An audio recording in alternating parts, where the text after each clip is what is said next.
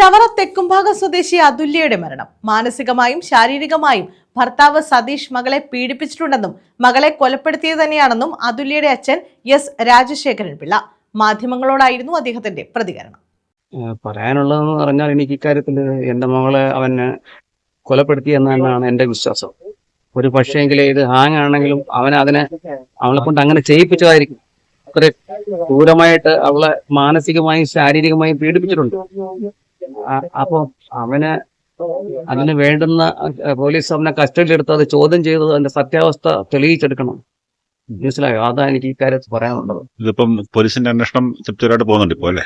ഇതുവരെയുള്ള പോലീസിന്റെ അന്വേഷണം തൃപ്തികരമായിട്ട് തന്നെ പോകുന്നത്. എന്റെ അഭിപ്രായത്തിൽ അക്കാര്യത്തിൽ നമ്മുടെ കേരള പോലീസ്